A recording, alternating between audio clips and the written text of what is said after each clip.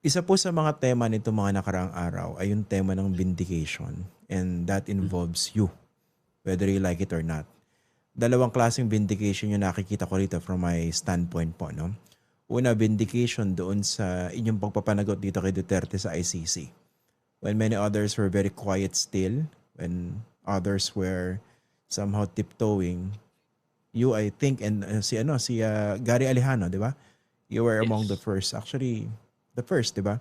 To actually go to the ICC. So may vindication in this respect because papunta na sa trial finally. Yung other vindication ay ito, matagal nyo na sinasabi, 2016 pa.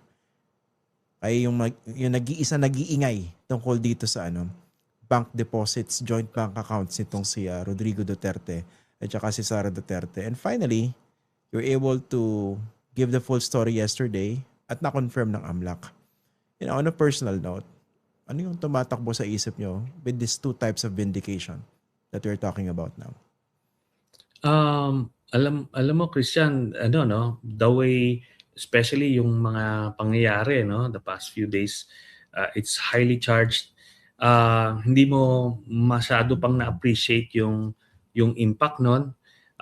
Pero now that you have broken it down, talagang very siya, no? Very significant siya at looking back how this thing started. Ako sasabihin ko sa'yo Christian, bukod naman sa amin ni former Congressman Gary Alejano, ay marami pang mga no, mga unnamed individuals na talagang kasama namin sa desisyon at paggawa ng kaso. At yun nga, kasama na diyan initially itong si late Attorney Jude Sapio. So Fabio. when we got him, so ano ito, no, 10 taon at nung time na yon talagang kasagsagan nung patayan talaga at powers ni Duterte. They did everything to stop us from filing at but ito na nga, nangyari na to. And eventually, marami hong nagsakripisyo. Marami nagsakripisyo dito, and I hope in time we would be able to quietly celebrate at para lang magbalik tanaw. And marami, kilala mo rin yung mga ibang naging kasamahan namin dito, Christian. Hindi lang sila pa ready lumabas, but eventually yon. Then but more than anything, we did this for the victims and their families, no? Kasi talagang mga halal ng bayan kami. It was our duty, it was expected of us to do this, and we did it. Pero yung mga voiceless noon, yung mga nangangamatay noon, wala silang takbuhan. So ito po, isinapalaran natin at nagbunga naman. Kaya yan po, mahabang biyahe yan. Dito naman dun sa bank accounts,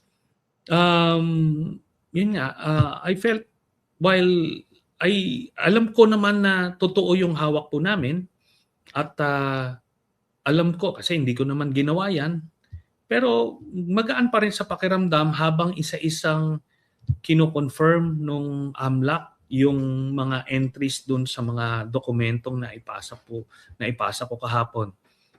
At but yun na nga, looking back, kung naniwala lang yung mga kababayan natin noong 2016 na totoo ito, nakurakot yung mga Duterte at yun na nga, tumatanggap sila ng pera mula sa illegal na droga, kung naniwala sila noon, baka hindi nanalo si Duterte at hindi na tayo dumaan dun sa yugto na yon na madilim,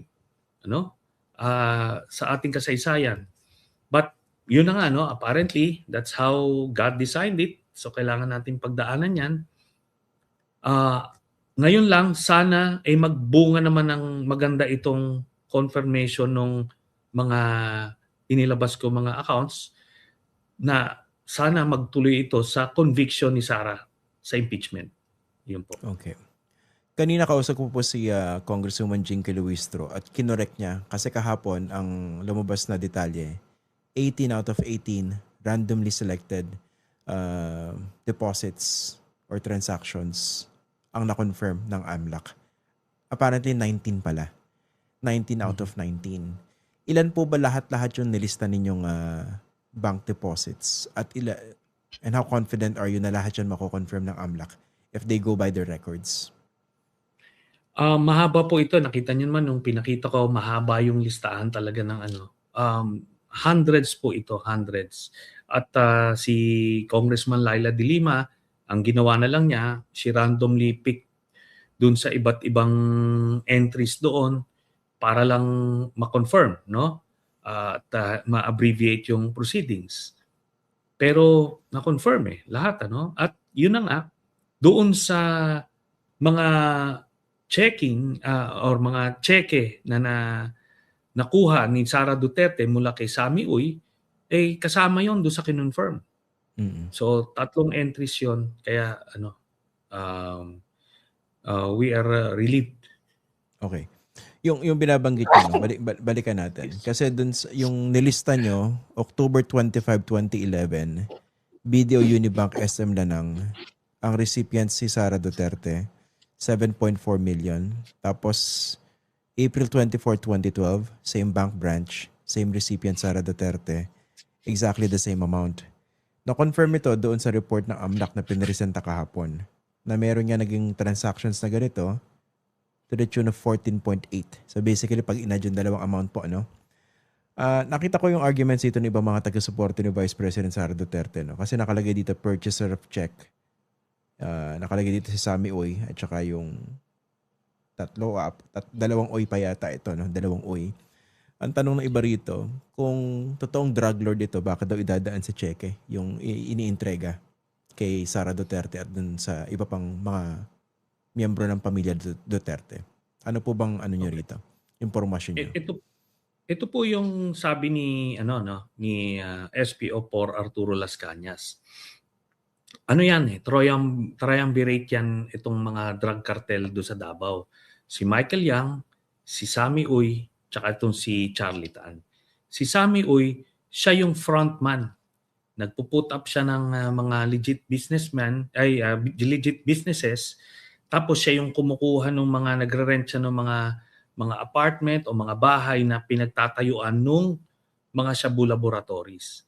So, siya ngayon yung nagpa-front para hindi itong sila Michael Yang ang gagawa nun.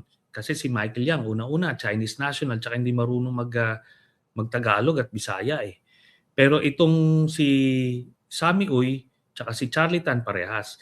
Si Charlie Tan naman, siya naman yung in charge dun sa sa customs operations. Siya yung nagpapasok ng mga materials na ginagamit nila sa paggawa ng shabu. Tapos itong si Michael Yang, ito yung triad na contact nila sa mainland China. So sila ganyan yung setup nila, ganyan yung operations nila. Sila Las Cañas, sila yung nagpa-provide ng security dito sa drug cartel na ito. Tapos sila rin yung pumapatay dun sa mga dumadayo na mga drug dealers, nagsiset up ng shabu lab. Yun yung pinapatay nila para walang kompetensya yung grupo nila Duterte. Tapos may mga pa yan, may mga revelations pa si Las Cañas na nag-link up sila yung triad nila Michael Yang, nila Duterte, no, yung kanilang cartel, nag-link up pa sila dun sa Mexican cartel. Kasi nagiging transshipment point itong Davao papunta doon sa North America. So, ganun kalalim yung kanilang ginagawa, yung operation sila. Tapos, ito ngayon, si Sami Uy, kaya siya yung pwedeng visible, no? Nag-attempt pa yan sila, kunyari, may Honda dealership sila ni Duterte, pero nalugi, kaya sinara nila. Kaya yun yung problema nila dito. Yun sa mga nag-a-assert na negosyante yan, ang problema ngayon, how do you explain yung 40 to 50 million na binibigay niya na dividendo to each member of the Duterte family, anong negosyo niya yon na nagbibigay ng ganong kalaking dividendo, almost 100 million per year? Sa Davao lang ito kasi 2011 to 2013 ito Hindi pa sila presidente. So dapat may karampatang mga financial statements, mga tax returns, may ipit yan. Sila, pagka inassert nila yan, talagang wala silang lulusutan. Kasi talagang there is no such business. Okay, ngayon, ang isa pang problema dito, dun sa ganong assertion, nung tinatanggap ni Sara Duterte yung mga cheque na yan, na na-confirm na nga ng AMLAC, siya yung mayor nung time na yon. So kahit na ano pa ang nature ni Sammy O, whether drug lord siya or negosyante siya, ito? Bribery and corruption ito. Na pa rin, part pa rin ng impeachable offense, tapos hindi rin nila dineclare sa SALN, so part ng betrayal of public trust. Tapos the overall commission of the corruption, tapos yung pagtanggap sa drug lord, ito ay betrayal of public trust. Kaya no matter how you look at it, talagang impeachable offense pa rin ito. Ito nangyari sa Ito pala, nasaan itong si Sammy Oy na ito? Hindi ko po alam. Hindi ko po alam. Basta ang alam ko, yung si Michael Yang ay tumakas na, si Charlie Tan, I think, na rin, nagpapalamig out of the country. Kuha nila kasi ngayon, wala na silang proteksyon. Kasi all this time, since 2001, nung sinet up nila yung drug cartel nila sa Davao, may proteksyon sila. Hawak nila yung teritoryo. Tapos nung naging presidente pa si Duterte, lalo na. Kaya nga nag-diversify pa sila ng business Hindi na sila basta drugs na lang nung panahon ni Duterte. Pinasok nila pati Pogo, pati Farmally. So, iba't ibang negosyo na. At ito lang, Christian. Nung panahon lang ni Duterte, nagkaroon sa kasaysayan ng Pilipinas na pumapasok yung tonetoneladang droga sa front door, sa customs mismo. Kasi alam nila na protektado sila. Hindi yan nangyari nung panahon ni Pinoy at ngayon hindi nangyayari yan. Kaya ngayon nabasag na yung mga sources ng shabu ulit dito sa Pilipinas kasi nung panahon na yun, monopolize nila tonelada dito. Tapos, yung sa mga nanguhuli ng PIDEA, kasi hindi naman lahat kasabwat Akala nung ibang mga PIDEA officials, legit talagang galit sa illegal na droga si Duterte. Talagang naghahabol sila. May nakukuha sila, pero ina-arbor palagi, di ba? Kaya nga to the point na naglagay na siya ng kasabwat niya, si Wilkins Villanueva, as head ng PIDEA para siguradong wala ng accidentaling mahuhuli na part ng supply nila Michael Yang. Kaya titignan mo nung panahon ni Wilkins Villanueva, wala nang nahuling mga shabu na lalo na galing dun sa grupo nila Michael Yang, nila Sammy Uy. At dun sa mga malalaking nahuli, si Duterte, supposed to be galit na galit sa shabu, sa illegal na droga, hindi niya masabi kung sino yung drug lord na nagpasok nung toneladan shabu na yun. Wala. Pati yung PIDEA, walang sinasabi. So yun ang makikita mo mga milagro ang ginawa nila ng panahon nila. Nga pala, Senator, yung bakit ang nakuha nyo lang ay yung 2011 to 2013 patungkol doon sa sinasabi nyong pag-intrega ng dividendo? Okay, ito pong lang base sa analysis namin. Nung panahon na yon, siguro sila, careless pa sila, kahit may paper trail, okay lang sila. Then siguro na-advisean sila na dapat walang paper trail. Kaya ngayon nawala na yung cheque, no? Nahinto yung cheque, pero makikita mo doon sa yung mother account, yung joint account ni Sara Duterte at saka ni Digong, nagko-coincide pa rin yung mga pag-remit nung pera, the same nung either March 28, birthday ni Digong, pinapasok, or April, tapos October. So, in Mm. between 6 to 7 months ang dividendo. Doon ngayon, diretso na. Pero bank transfers na yung nangyayari. Mm.